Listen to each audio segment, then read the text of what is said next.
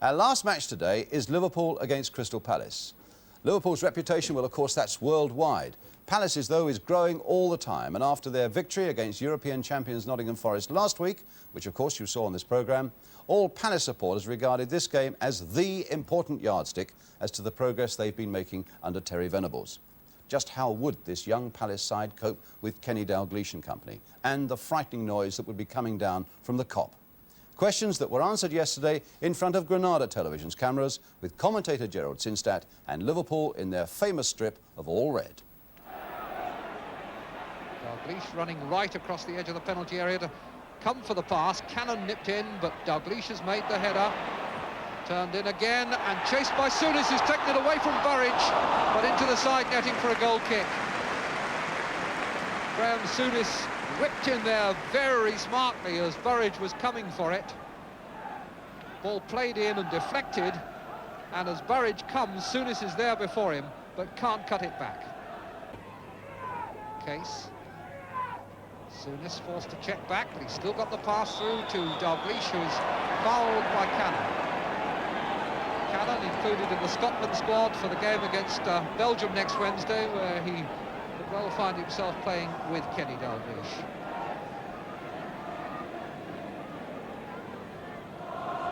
Nicholas on the right of that wall as Burridge looks at it. Hilaire next to him, then Francis, and then Murphy.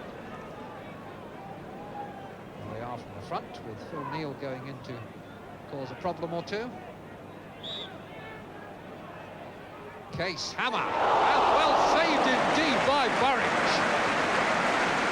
When Jimmy Case hits those, a goalkeeper needs to be quick and athletic.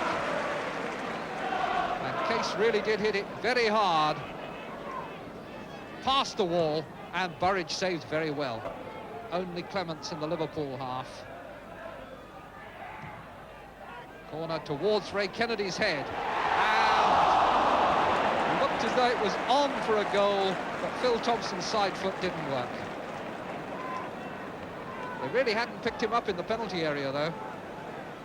Ray Kennedy comes in on this header, and nobody has spotted Thompson. Look at the space he had. Just couldn't hook it back far enough. Sanson. Nicholas. Swindlehurst. All over his own feet. Case, harassed by Nicholas, Palace number 4. Case has wriggled away from him down that line. Dermot's cross driven low, and Johnson has it taken off his toe by Murphy, who slipped and lost it to McDermott again. Now Johnson! Doesn't that face tell a story? He thought he'd got one then, and really he should have done. McDermott hit it over low after Murphy had slipped. This is McDermott playing the low ball over now, and Johnson just with the side foot. Burridge hadn't a price. Alan Kennedy. Up to Ray Kennedy again. Right foot cross.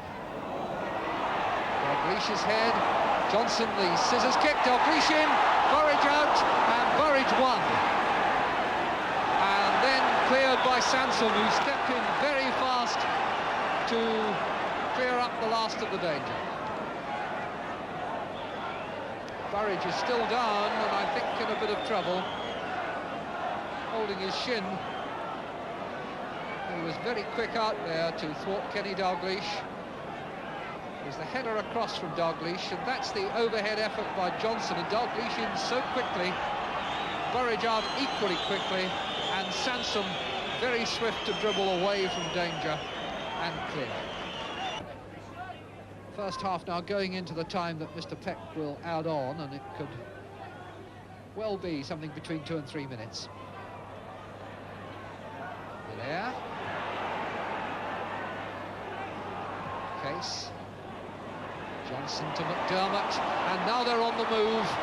McDermott to Dalglish, Ray Kennedy outside him. Dalglish's control was marvellous there as he hooked that down, but the defenders are back. But still there might be a way through. No, Hinchelwood has cleared it, only as far as Neal. Forward come Liverpool once more. Souness. Ah, there are four men in the middle.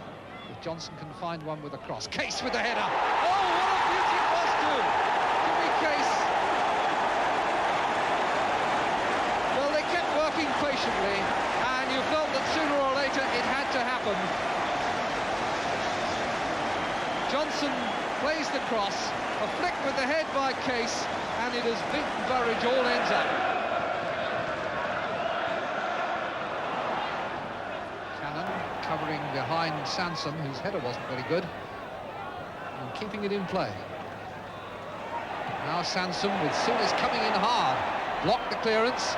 Dalglish has lost Sanson very cleverly, but has in the end to be content with a corner because Nicholas got back to block as he tried to turn it inside.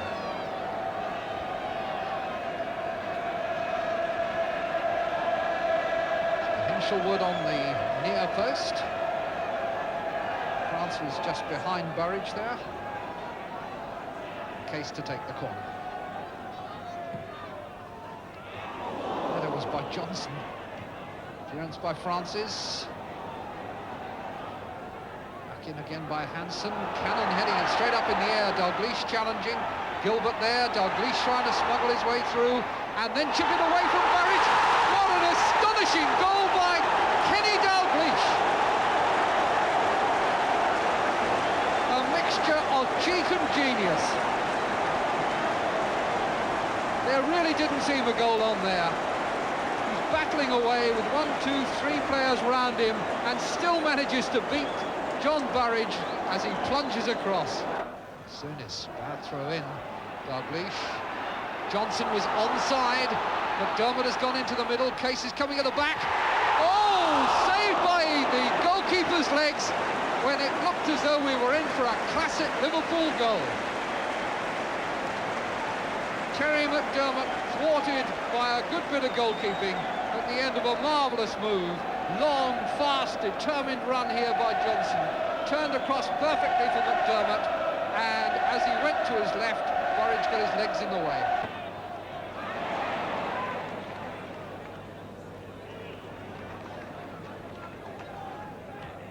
Cannon. Souness. Ray Kennedy. Nobody guarding him over there, and they're all now streaming into the middle. Johnson and McDermott gets it. Came out of nothing and put away with clinical simplicity. Burridge bewildered, and well he might be. They gave Ray Kennedy so much space, and look at those 3 red shirts steaming in.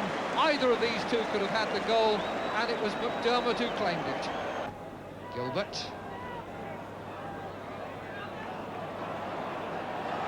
Hansen left Gilbert on the seat of his pants, has found Dalglish. Hansen has gone on, McDermott is there. In comes Case, here comes number 4. No! Cleared off the line after it had been blocked by Burridge. Hinchelwood who made the last clearance. Here we come again. Dalglish. Dalglish's shot blocked. But you feel that it's now only the skin of their teeth that sticks between Crystal Palace and another Tottenham Hotspur. Meanwhile, let's see again the incident where Liverpool came so close to their fourth. McDermott gets a toe to it, and out here is Case with only Burridge between him and a goal. Burridge's left hand beats the ball down, and Hinchelwood slides in to complete the clearance.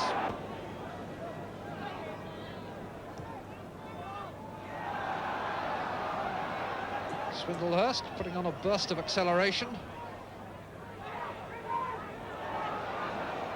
And Nicholas tries the shot, which hits the bar. That's the best effort so far from Palace, turned across then by Hilaire, and it's still in play, and Swindlehurst has reached it, but only with a foul on Alan Kennedy. But that was certainly some shot. Peter Nicholas it is who hits it. He has a lot of room as Hansen goes to close him down too late, and Clemence's jump was nowhere. Well, that was a result that would have taught Palace a lot about themselves, and Gerald Sinstadt asked Terry Venables if he'd changed in any way his high regard for Liverpool. Nothing at all. It's an underestimation to say they're a good side, isn't it? I mean, you just mentioned that they've lost 13 games here in 10 years, which is quite fantastic, really.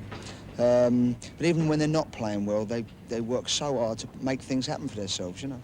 I think the 2 goals, one was I think he tried to flick it on, which went in the net, and the second one was a deflection. But that's not, you know, that happens too often for them to say, well, it's lucky, because they work at it and make them get lots of people in the box and put you continually under pressure. They came at a bad time for you, too, those 2 goals. Yeah, they got a goal just before half-time and just after half-time. I think there must have been only seconds when they scored their first goal. If we'd have gone to half-time 0-0, I think, and we'd have started believing in ourselves a bit more in the second half, I think it would have been better, because a lot of these boys have not played here before, and it's a bit of an ordeal for them to come here and play. But I thought they did very well first half, and second half we was very disappointed, really.